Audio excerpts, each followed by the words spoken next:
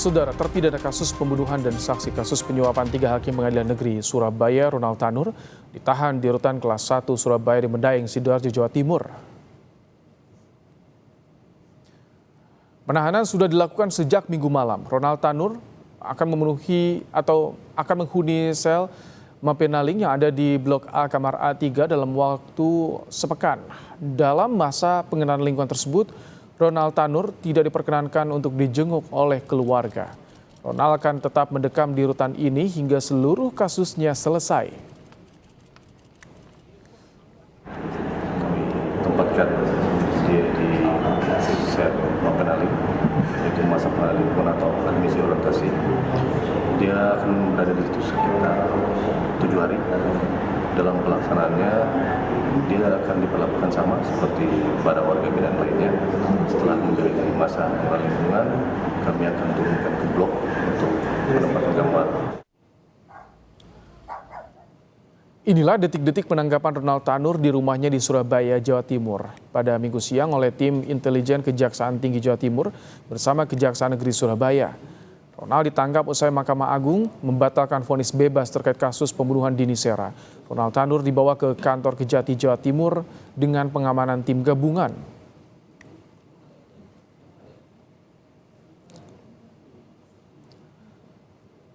Kejaksaan Tinggi Jawa Timur banjir karangan bunga dari masyarakat usai berhasil menangkap Ronald Tanur serta mengungkap dugaan suap yang menyeret 3 hakim Pengadilan Negeri Surabaya. Karangan bunga yang dikirimkan oleh masyarakat ini bertuliskan ucapan terima kasih serta dukungan untuk kejaksaan dalam memberantas mafia peradilan. Mahkamah Agung resmi membentuk tim khusus yang akan melakukan pemeriksaan terhadap Majelis Kasasi Perkara Ronald Tanur. Hal ini buntut pengungkapan Kejaksaan Agung atas adanya maklar kasus internal MA setelah penangkapan tersangka Zarof Rikar.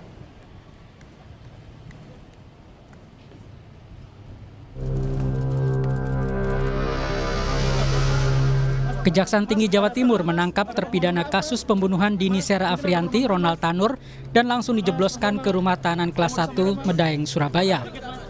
Ronald Tanur ditangkap setelah Mahkamah Agung menjatuhkan putusan 5 tahun penjara atas kasus penganiayaan Dini Sera hingga meninggal dunia.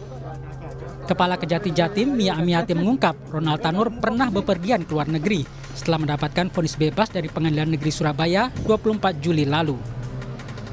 Menurut catatan dari Ditjen Imigrasi, pada saat setelah putus persidangan, yang bersangkutan pernah sempat ke luar negeri, cuma kembali. Dia tidak ada keinginan menaikkan ini, tapi mungkin dia punya kesibukan bisnis atau apapun di dalam pertimbangan kita, tapi kan hak dia sebelum ada pencekalan. Maka untuk itu kami segera lakukan pencekalan. Alhamdulillah dengan diberi bantuan oleh Ditjen Imigrasi semua berjalan lancar, dicekal. Keluar negerinya kemana, Bu? Singapura, tapi hanya 1 hari kembali ke sini. Sebelumnya, Kejaksaan Agung menangkap 3 hakim dalam perkara dugaan suap dan gratifikasi senilai 20 miliar rupiah dalam vonis bebas Tanur. Penangkapan 3 hakim PN Surabaya mengantarkan tim penyidik Kejaksaan Agung pada terduga maklar kasus di Mahkamah Agung, Zarof Rikar. Mantan pejabat MA itu ditetapkan sebagai tersangka usai menerima suap dari pengacara Ronald Tanur dalam penanganan kasus tingkat kasasi. Zarof diduga menerima uang suap sebesar 5 miliar rupiah dalam bentuk pecahan uang asing. Suap ini untuk menyatakan Ronald Tanur tak bersalah pada tingkat kasasi. Di mana awalnya LR meminta ZN agar ZR mengupayakan Hakim Agung pada Mahkamah Agung tetap menyatakan Ronald Tanur tidak bersalah dalam putusan kasasinya. Dan LR menyampaikan kepada ZR akan menyiapkan uang atau dana sebesar 5 miliar Hakim Agung, dan untuk ZR akan diberikan fee sebesar 1 miliar atas jasanya. Kejaksaan menyita sejumlah uang tunai dan mata uang asing di rumah Zarof di kawasan Senayan, Jakarta yang jika dikonversikan mencapai 920 miliar rupiah. Tak hanya itu, penyidik Kejaksaan Agung juga menyita emas seberat 51 kg.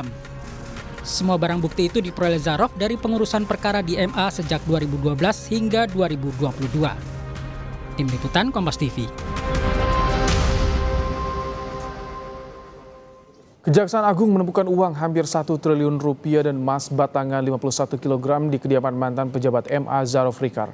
Namun di laporan harta kekayaan penyelenggara negara atau LHKPN, harta Zarov hanya 51 miliar rupiah. Zarov menyerahkan LHKPN pada Maret 2022.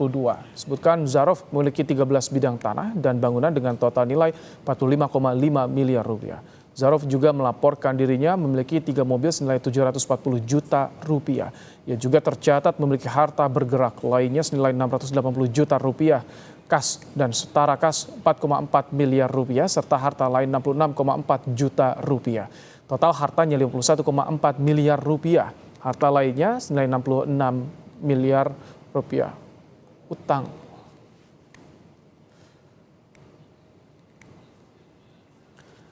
Peran ex pejabat MA di kasus vonis bebas Ronald Tanur jadi sorotan publik setelah ditemukan uang tunai senilai hampir 1 triliun rupiah. Bagaimana upaya Mahkamah Agung mengungkap temuan ini? Kami sudah bersama dengan juru bicara Mahkamah Agung, Yanto. Assalamualaikum, selamat petang Pak Yanto. Waalaikumsalam, selamat petang Mas. Baik, Pak Yanto, tim khusus baru saja dibentuk oleh MA. Ini fokus di kasus ini apa saja Pak Yanto?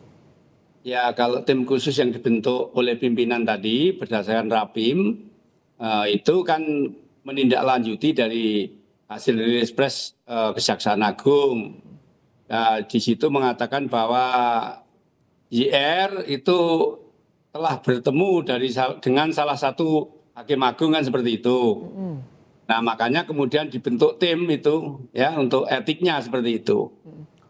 Ya, dengan ketua yang mulia Ketua Kamar Pengawasan Pak Budi, kemudian anggotanya yang mulia Pak Jupri, Hakim Agung, kemudian yang anggota 2 yang mulia Nurediono, sekretarisnya adalah Kepala Badan. Oke. Mas. Pak Yanto, itu langsung akan diklarifikasi kepada Hakim Agung yang diduga ada komunikasi dengan Zarov Rikar ini soal kasasi Ronald Tanur. Iya, karena tim itu untuk tujuan itu, untuk klarifikasi sesuai dengan yang dirilis oleh Kejaksaan Agung pada Jumat malam itu. Selain ada dugaan komunikasi, ditemukan juga Pak Yanto uang hampir 1 triliun di kediaman Zarov Rikar ini. Apakah akan melibatkan lembaga lain seperti PPATK untuk ikut menelusuri awal mula asal muasal uang ini, yang temuan ini? Ya kalau itu kan kalau itu penyidikan ya tentunya kan itu kewenangan Kejaksaan Agung ya. Nah, ranah hukumnya seperti itu. MA terlibat ranah hukum tatkala berkas sudah dilimpahkan ke pengadilan, itu baru ada persidangan pembuktian. Nah, sepanjang masih penyidikan itu sepenuhnya kewenangan kejaksaan begitu. Sudah ada koordinasi dari Kejaksaan Agung untuk memeriksa Hakim Agung yang diduga komunikasi dengan Zarov Rikar? Oh, sampai saat ini tidak ada, belum ada ya. Hanya memang Mahkamah Agung mengetahui dari rilis presnya Kejaksaan Agung, di situ disebutkan bahwa saudara JR itu sudah berkomunikasi dengan salah satu Hakim Agung gitu. Maka dari itu kemudian pimpinan membentuk tim untuk memeriksa tadi. Oke, ini kemarin disinggung juga soal dugaan adanya maklar kasus Zarov Rikar ini sejak tahun 2012 sampai 2022, 10 tahun. Apakah dari Mahkamah Agung internal sempat merasa ada kecurigaan dengan gerak-gerik tersangka ini, Pak Yanto? Ya, kalau mohon maaf dulu ya, saya kan masuk jadi Hakim Agung kan baru di 2023. Kalau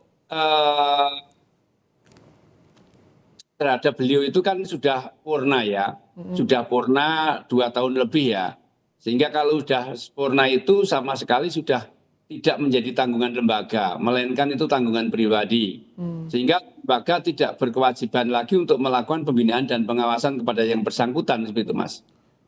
Selama 10 tahun tidak ada yang pernah mengetahui atau mendeteksi ada kecurigaan-kecurigaan, Pak, selama 10 tahun. Kalau ke belakang ke 10 tahun saya kurang tahu ya, karena saya masuknya MA kan kurang lebih 2 tahunan ya. Okay. Kurang 2 tahunan. Barangkali kalau ditanyakan ke pejabat yang lama, barangkali ya kalau kami ya tahunya ya setelah Purna ini kemudian dulu sebagai Kepala Pusdiklat begitu. Kalau setelah Purna ada celah tidak Pak untuk komunikasi dengan Hakim Agung dari Zulfikar ini? Saya kurang tahu ya, saya kurang tahu. Karena setelah Purna saya juga nggak pernah ketemu di kantor ya.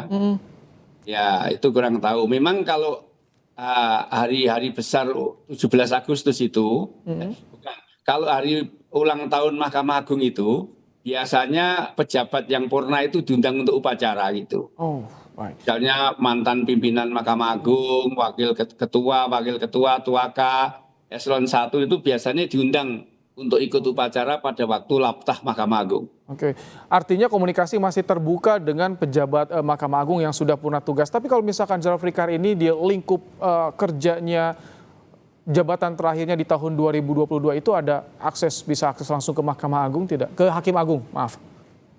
Yo kalau di sana itu ya kalau namanya beliau kan Kepala Badan Diklat yang tugasnya untuk melakukan pelatihan, pendidikan, baik hakim tingkat pertama, tingkat banding kan gitu. Nah biasanya kan Hakim Agung ngajar. Apakah mereka ada komunikasi atau tidak ya kami tidak tahu. Oke. Ya. Pak Yanto, selain tadi dibentuk tim khusus, bagaimana komitmen Mahkamah Agung ketika disorot? Ini ada dugaan maklar kasus di lembaga ini. Ya komitmennya kami menyerahkan sepenuhnya kepada jaksa untuk melakukan penyelidikan. Kita tidak intervensi, silahkan. Cuman kode untuk etiknya tadi sudah dibentuk tim tadi. Ya untuk etiknya segera kita bentuk tim. Untuk proses hukumnya kita sepenuhnya kita serahkan kepada kejaksaan. Kemudian untuk yang 3 hakim yang di Surabaya tadi, itu segera setelah Mahkamah Agung mendapatkan tembusan surat penangkapan dan berita acara penangkapan, maka akan segera dilakukan, diusulkan ke Presiden untuk dilakukan pemberhentian sementara. Bila mana nanti putusan sudah berkekuatan hukum tetap dan 3 hakim tadi dinyatakan terbukti bersalah, maka akan diusulkan kepada Presiden pemberhentian dengan tidak hormat, Mas. Oke, kalau dulu ketika ada rekomendasi dari KY terhadap 3 hakim di Pengadilan Negeri Surabaya itu yang menangani kasus vonis bebas Ronald Tanur, bagaimana dari Mahkamah Agung? Oh, sikap Mahkamah Agung oleh karena itu sudah menjadi ranah hukum, begitu kena OTT itu, kemudian bahasa kejaksaan kan kena OTT itu ya. Artinya begitu ada penggeledahan dan penangkapan itu, kemudian kan udah proses hukum, maka Mahkamah Agung karena udah proses hukum maka menunggu proses hukum. Bila mana dalam proses hukum itu 3 orang hakim tadi dinyatakan terbukti bersalah, maka dengan sendirinya ia akan diberhentikan dengan hormat. Ya, kalau proses hukumnya jalan maka etiknya berhenti. Karena kalau proses hukum terbukti otomatis etiknya ada. Pelanggaran etik ada, itu Mas. Oke, ini sambil menunggu lidik dari Kejaksaan Agung, tapi MA juga membentuk tim khusus. Seberapa terbuka nanti Mahkamah Agung untuk bisa menyampaikan pada publik hasil temuan internal Mahkamah Agung sendiri? Ya, tentunya kalau hasil klarifikasi kepada Majelis Kasasi tadi sudah selesai, ya tentunya hasilnya akan disampaikan ke publik ya. Kan kita kalau kita dengar rilis presnya kan RR ini, JR ini kan mengatakan bahwa sudah menghubungi salah satu Majelis Kasasi kan begitu. Walaupun sebetulnya itu putusan sudah diputus tanggal 20. Sementara di tanggal 23 kan ada penggeledahan. Kemudian di 24 itu di penggeledahan Yarob masih ditemukan yang disebutkan angka itu tadi. Oke, baik. Pak Yanto, juru bicara Mahkamah Agung, terima kasih telah menyampaikan bagaimana informasi sikap dan juga langkah yang diambil oleh Mahkamah Agung pasca adanya kasus Ronald Tanur ini. Terima kasih Pak Yanto. Terima kasih Mas, terima kasih.